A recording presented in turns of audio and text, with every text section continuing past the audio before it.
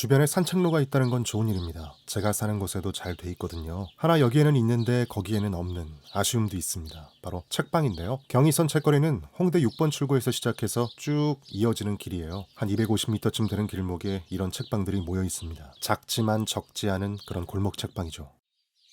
보이시죠? 옛다 책방. 재밌습니다. 이름이. 우리가 골목 책방 하지만 이렇게 큰 골목에 책방들이 모인 건 처음 봅니다. 오늘의 주인공인 남유아 작가님입니다. 지금 자신의 책들에 사인하고 있는 모습인데요. 재밌게도 한두 종류도 아니고 자신의 모든 책들에다가 사인하는 거는 처음이라고 합니다. 누가 봐도 남유아라고 크게 사인하는 모습인데요. 중요한 건 이 책들을 선물 받은 보육원 어린이, 또 청소년, 그리고 어른 아이들에 이르기까지 그들에게 짧지만 의미 있는 메시지도 덧붙입니다. 네, 이제 인터뷰할 시간이에요.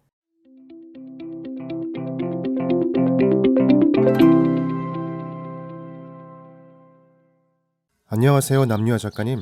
한 달쯤 전이었어요. 최영희 작가님의 인터뷰를 진행한 뒤에 매력 있는 SF 작가님을 소개해달라고 부탁했었거든요. 제가 남 작가님을 알게 된 순간입니다. 만나 뵙게 돼서 반갑고요. 이 영상을 보고 계신 분들을 위해서도 인사를 부탁드릴게요. 남 작가님을 아는 분들과 처음 뵙는 분들을 나눠서 인사해 주시면 좋을 것 같아요.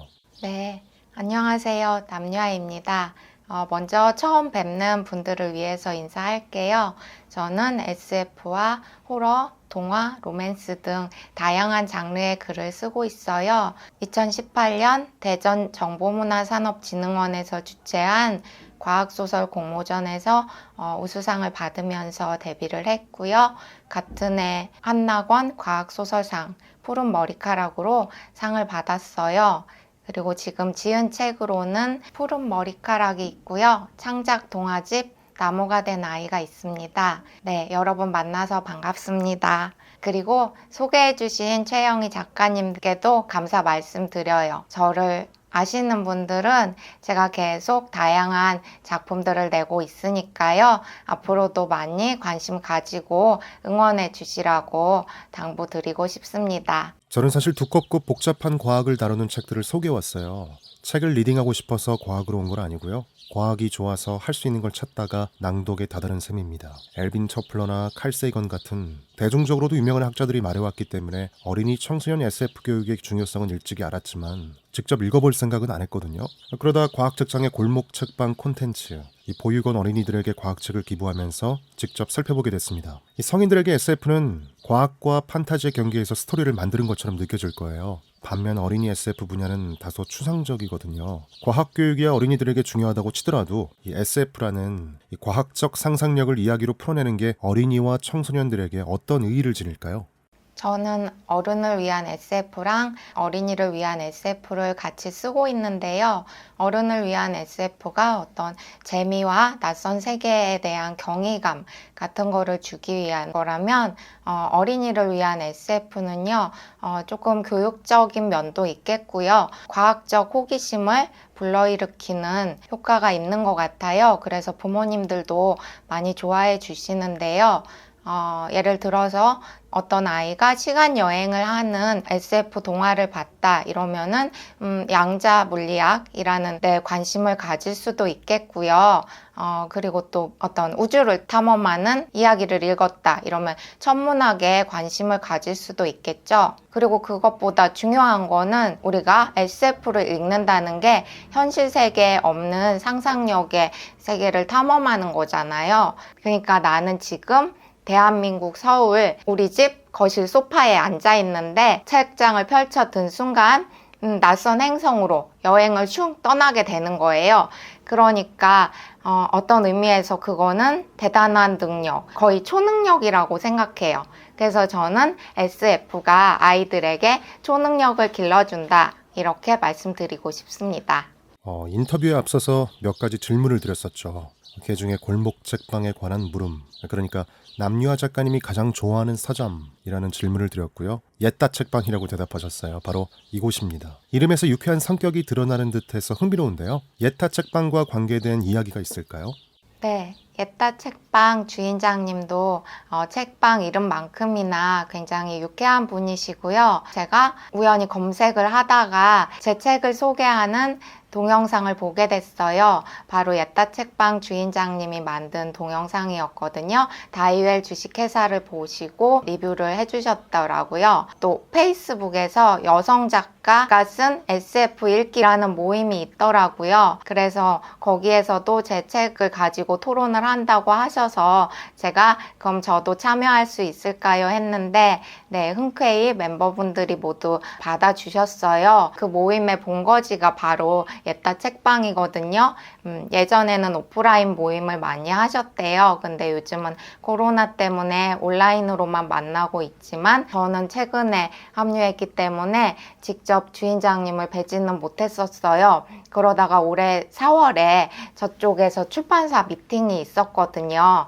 그래서 출판사 미팅에 들렀다가 드디어 주인장님과 이제 접선을 하게 됐죠. 제가 또 최근에 계약을 한 출판사랑도 이 장소가 되게 가깝더라고요. 그래서 여러모로 인연이 깊다고 말씀드릴 수 있을 것 같습니다. 유튜브 과학책장은 기본적으로 과학책을 다루는 곳이에요. 나아가 과학의 가치를 드러내고 과학 소식과 인물을 조명하려는 의도가 있습니다.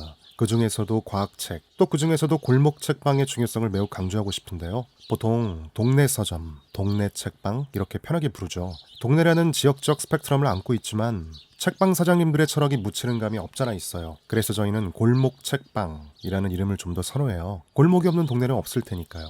그곳만의 색깔들이 묻어 있겠죠. 남유아 작가님이 생각하는 골목 책방의 의미는 어떤 걸까요? 조금 폭을 좁혀서 묻는다면 대형 서점과 골목 책방의 관계, 대형 온라인 서점과 골목 책방의 관계를 단지 부정적으로만 바라봐야 할까요? 아니면 골목 책방만의 가치를 드러내는 방법이 있을까요? 소소하지만 의미 있는 방법이 있다면 그 방식이나 기법을 독자적으로 소지하고 유지하는 게 옳을지, 반대로 골목 책방끼리 공유하거나 로컬을 확장해서 전반적인 방향을 추구하는 게 좋을지 말입니다. 제가 어렸을 때는 대형 서점이 별로 없었어요. 골목 책방에서 참고서나 책을 사고 제가 좋아하는 괴수 대백과 같은 시리즈도 많이 샀었는데요.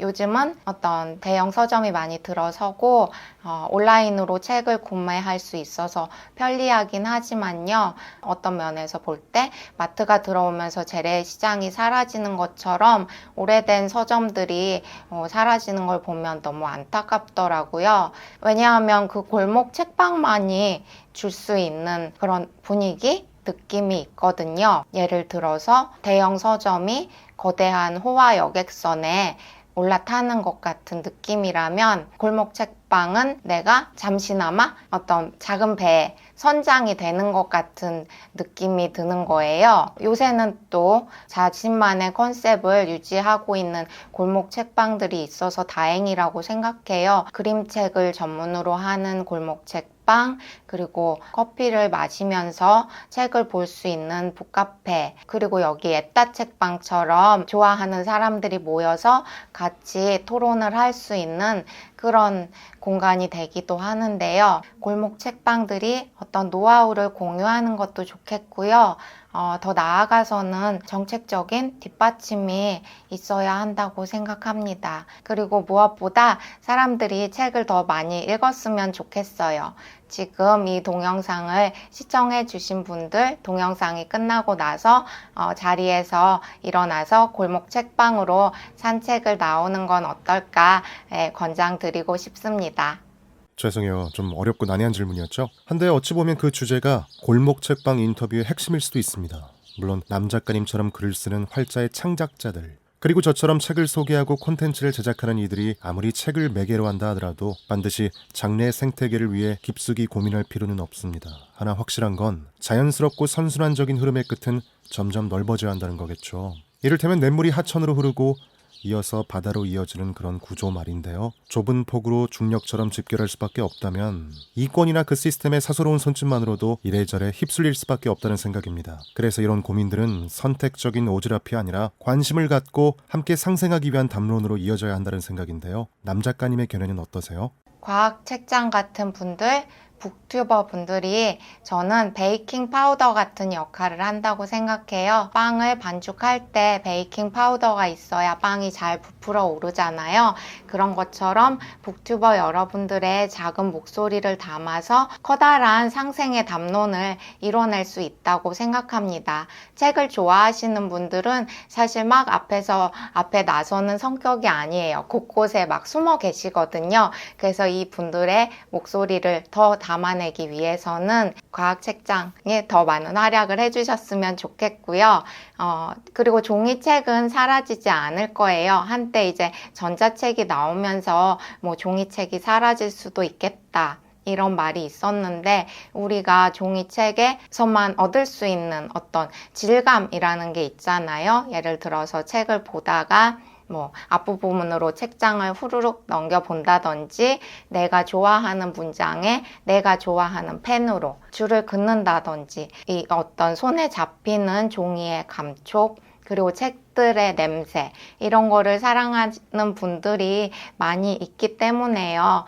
문학 쪽에 북튜버들은 계시는데 이렇게 과학같이 여러 분야를 소개하는 북튜버 분들이 더 많아졌으면 그런 바람이 있습니다. 네, 오늘 함께 해주셔서 감사합니다. 남미아 작가님. 저희가 오늘 옛다 책방에서 구매한 작가님의 책들이 여기 쌓여 있는데 앞서 일일이 사인을 해주셨어요. 보육원 어린이와 청소년들에게 전달할 예정인데 아이들이 과학책과 SF를 읽었으면 하는 이유를 말씀해 주셨으면 해요. 아울러 남미아 작가님의 계획과 인사도 덧붙여 주시고요. 앞선 질문에서도 말씀드렸듯이 상상력이라는 초능력을 기르기 위해서 아이들이 SF를 많이 읽었으면 좋겠다고 생각하고요. 우리는 상상을 함으로써 더 큰 세상, 또 다른 세상과 만날 수 있잖아요. 살다 보면 힘들 때가 많은데 저도 어릴 때를 생각해보면 나름대로 힘들고 고달픈 시기가 많이 있었거든요. 또 요즘 아이들은 더 그렇죠. 학원이다, 다 바쁜 일정을 소화해야 하고요. 저도 우울한 날에 해부학 책을 보면서 힐링을 하는데요. 어린이들도 힘들고 외로울 때 과학책에 빠져들어가면 어떤 인체의 신비, 그리고 우주의 아름다움 같은 것들을 발견할 수 있을 거라고 생각합니다. 그리고 출간 계획은요, 다음 달 말에 제 단편집을 시작으로요, 여러 책들이 차근차근 나올 것 같아요. 그 중에는 청소년을 위한 SF 단편도 있고요. 그리고 내년 봄에는 어린이를 위한 SF 동화, 진짜 하늘이라는 동화가 여러분을 찾아뵐 수 있을 것 같습니다. 앞으로도 많은 관심과 사랑 부탁드립니다. 감사합니다.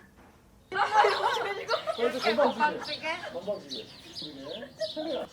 뭐야?